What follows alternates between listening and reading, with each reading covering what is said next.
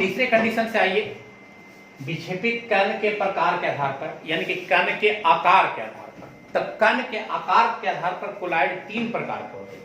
कण के आकार के आधार पर कोलाइड तीन प्रकार के होते हैं। पहला बहुआण्विक कोलाइड, मल्टीमोलिकुलर कोलाइड, दूसरा बृहद आणविक कोलाइड और तीसरा सहचारी कोलाइड। अब देखिए एक एक करके हम लोग वर्णन कर लेते हैं। बहुआण्विक, लेकिन एक पहले आप जान लीजिए, आपको कई बार ये कंडीशन हम से बता रहे हैं कि जो कोलाइड है उसका कण का आकार 1 नैनोमीटर से 1000 नैनोमीटर के बीच में होना चाहिए। एक कोलाइड के है, अगर इससे कम हो जाएगा तो वो वास्तविक विलयन कहलाएगा, ट्रू सॉल्यूशन। अगर इससे ज्यादा हो जाएगा तो वो निलंबन कहलाएगा। तो कहता बहुआण्विक कोलाइड के, मल्टीमोलिकुलर कोलाइड, जब छोटे छोटे कण जिसका आकार, याद रखिएगा कैसे, जिसका आकार 1 नैनोमीटर से भी कम है, तो कहिएगा कि जब 1 नैनोमीटर से कम है तो फिर कोलाइड कैसे बनाएगा। अब देखिए कैसे बनता है।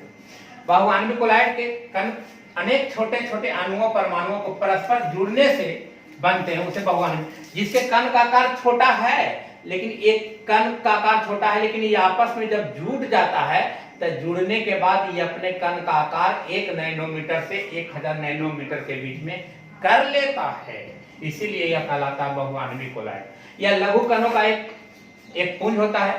ये परस्पर कमजोर बल से जुड़े रहते हैं, जैसे एसेट।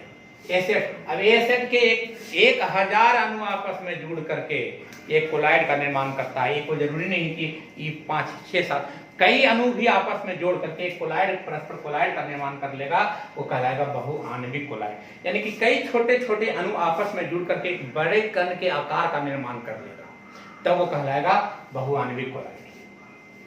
दूसरा है बृहद आणविक कोलाइड, मैक्रोमोलिकुलर कोलाइड। अब मैक्रो का मतलब होता है बड़ा। अब इसका कण का आकार अब 1000 नैनोमीटर से अधिक होता है, तो कहीं जब फिर अधिक होगा तो फिर कैसे, क्योंकि वह टूटेगा। वह क्या होगा, टूटेगा।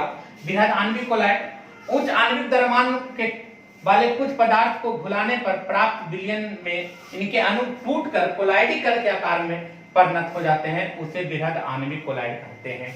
बड़े आकार है जिसको जल में अगर घोल दें तो घोल देने के बाद वह छोटे आकार में बदल जाता है, तब कहलाएगा कौन। अब आकार में बदल जाने के बाद पुनः 1 नैनोमीटर से 1000 नैनोमीटर के बीच में आ जाता है, तो उसे हम लोग कहते हैं कौन, बृहद आणविक कोलाइड। यह बहुलक प्रवृत्ति के होते हैं, यह विलयन में काफी अस्थायी होते हैं, जैसे स्टार्च, सेलुलोज, प्रोटीन, एंजाइम।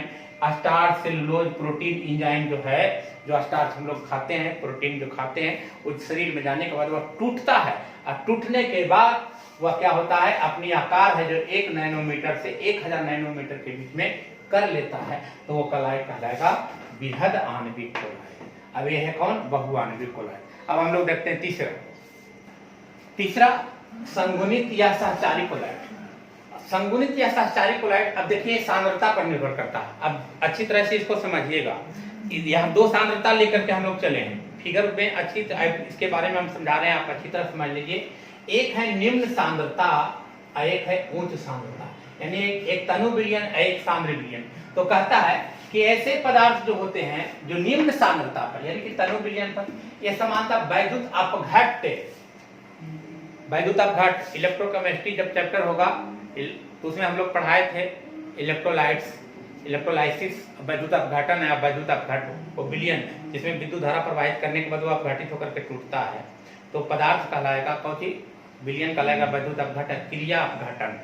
तो समानतः वैद्युत अपघट्ट के निम्न सांद्रता पर कोई भी विलयन जो है, जो वह वैद्युत अपघट्ट की तरह व्यवहार करता है, लेकिन जब सांद्रता कैसी होती है, उच्च होती है, तो उच्च सांद्रता पर ये कोलाइड के कणों का व्यवहार करता है, उसे हम लोग क्या कहते हैं, मिसेल्स। अब इसमें एक सबसे अहम टॉपिक है मिसेल्स, सबसे इंपॉर्टेंट है मिसेल्स।